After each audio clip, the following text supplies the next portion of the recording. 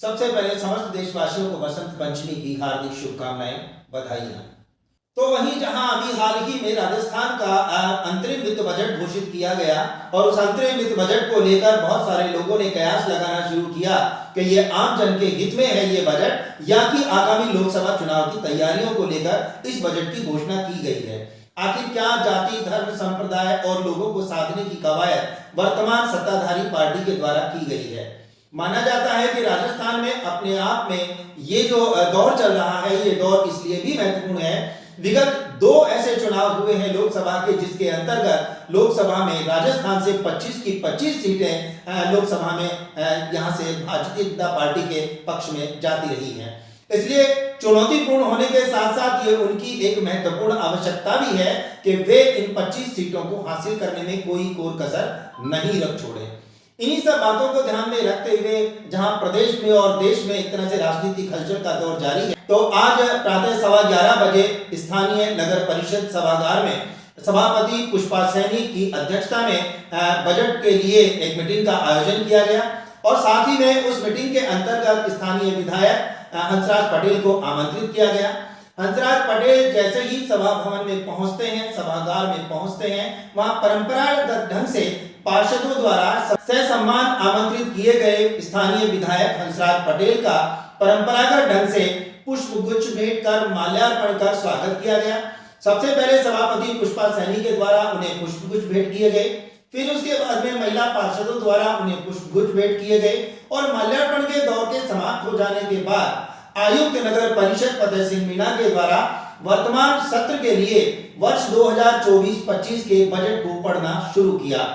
इससे पहले कि वो बजट पूरा पढ़ पाते, उसी दौरान भाजपा के पार्षदों द्वारा इस बात पर सवाल खड़ा किया गया कि पहले पूर्व बजट की समीक्षा किया जाना जरूरी है, जिसके अंतर्गत एक बड़ी राशि का जहां अनुमोदन किया गया था, एक बड़ी राशि का बजट डिक्लेयर किया गया था, उसकी कार्य प्रणाली का, उसके कार्य के लेखे जोखे का बजट पेश किया जाना परंपरागत ढंग से बहुत ही जरूरी था। जब आयुक्त के द्वारा उस बजट की रूपरेखा को वहां शेयर किए जाने से किसी भी वजह से इनकार किया गया,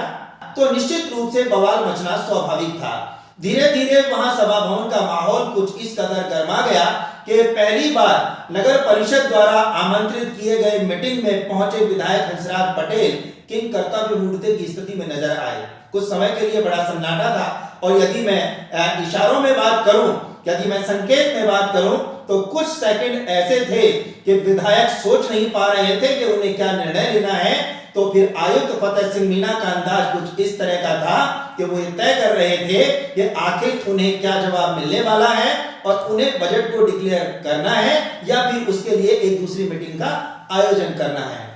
इतना ही नहीं, इसी दौरान पार्षदों के बढ़ते दबाव या उनके समर्थन की बात करें, सत्ताधारी पार्टी के विधायक होने का जो एक रुतबा हुआ करता है, डबल इंजन सरकार का जो एक भाव मन में होता है, उसी को मद्देनजर रखते हुए विधायक सहित 27 पार्षदों के द्वारा नगर परिषद द्वारा पेश किए जा रहे बजट का वॉकआउट कर दिया गया और न केवल वॉकआउट किया गया बल्कि हंसराज पटेल जिंदाबाद, नगर परिषद मुर्दाबाद के नारों से पूरा परिसर गूंज उठा। और इस सारी भूमिका के अंतर्गत यदि बात की जाती है तो संभवतः इसमें महिला पार्षदों का जो उत्साह वो देखते ही बन रहा था। क्यों ना हो, आखिर भारतीय जनता पार्टी का स्लोगन जो रहा है नारी वंदन, नारी शक्ति, नारी वंदन, तो नारी शक्ति का, नारी वंदन का जो कार्यक्रम भारतीय जनता पार्टी करती रही है, उसी के अंतर्गत संभवतः आज के इस वॉकआउट का भी मोर्चा कहीं ना कहीं नारी शक्ति के द्वारा ही उठाया गया था। आप देख सकते हैं कि किस तरह से विरोध प्रदर्शन हुआ और इस वर्ष 2023-24 का जो वित्त बजट जो डिक्लेयर किया गया था, जिसके अंतर्गत बतौर मुख्य अतिथि मौजूद थे तत्कालीन विधायक राजेंद्र सिंह यादव, उच्च शिक्षा गृह राज्य मंत्री। अपने आप में एक ऐसा दौर था कि जो चाहा सो हुआ और उसी दौर का परिणाम था कि आज वर्तमान संदर्भ में जब डबल इंजन की सरकार है तो वे असंतुष्ट पार्षद आज चाहते थे उस बजट की समीक्षा करवाना, तब कहीं जाके नए बजट पर चर्चा होती और उस पे वो अपनी सहमति दर्ज कर पाते। चलिए आखिर पूरा मामला क्या है वो जानने से पहले हम आपको बताते हैं जिस बात को लेकर विवाद बना, जिस बात को लेकर बवाल मचा, आखिर क्या था वित्त बजट 2023-24। वित्त वर्ष बजट 2024-25 25 के अंतर्गत स्थानीय नगर परिषद आयुक्त के द्वारा सभापति पुष्पा सैनी की मौजूदगी में जो आज बजट पास किया गया, आखिर उसके क्या आंकड़े रहे होंगे, क्या राशि रही होगी, क्या संसाधन रहे होंगे,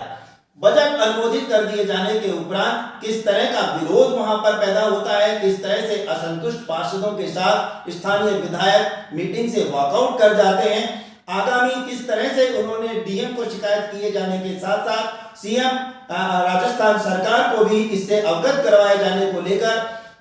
विगत वित्त बजट 2023-24 की समीक्षा किए जाने की बात को उठाकर उसमें व्याप्त भ्रष्टाचार के मामले को उजागर करने को लेकर उन्होंने ये सवाल खड़ा किया है और इसे लेकर पूरा बजट पूरी तरह से हंगामेदार रहा। तो वहीं जब बात हमने आयुक्त फतेह सिंह मीणा से की, सभापति पुष्पा सैनी से की, तो उन्होंने कहा कि सर्वसम्मति से उनके द्वारा आज वित्त वर्ष बजट 2024-25 के अंतर्गत 2,76,86,18,000 रुपए का बजट सर्वसम्मति से अनुमोदित करके उसे पास कर दिया गया है। आखिर क्या है पूरा मामला, चलिए आपको लिए चलते हैं नगर परिषद के उस सभागार में जहां स्वागत सरकार के दौर से प्रारंभ होने के बाद उपजे विवाद,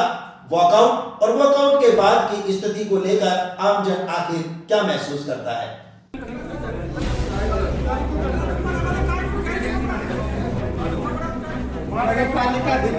तो पूरी जनता के साथ न्याय करो, न्याय करो, न्याय करो। हंसराज पटेल जिंदाबाद, हंसराज पटेल जिंदाबाद, हंसराज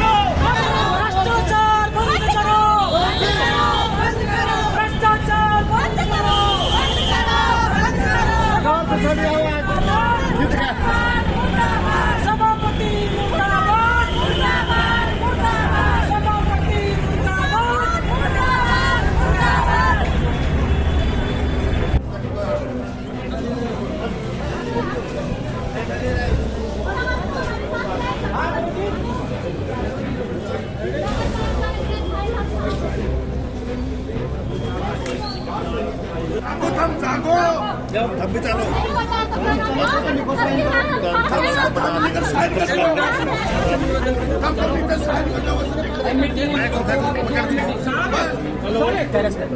उनको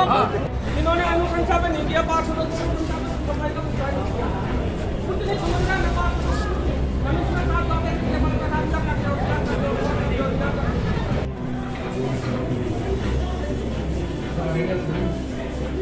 इंदौरिया टाइम्स के द्वारा न केवल वर्तमान बजट के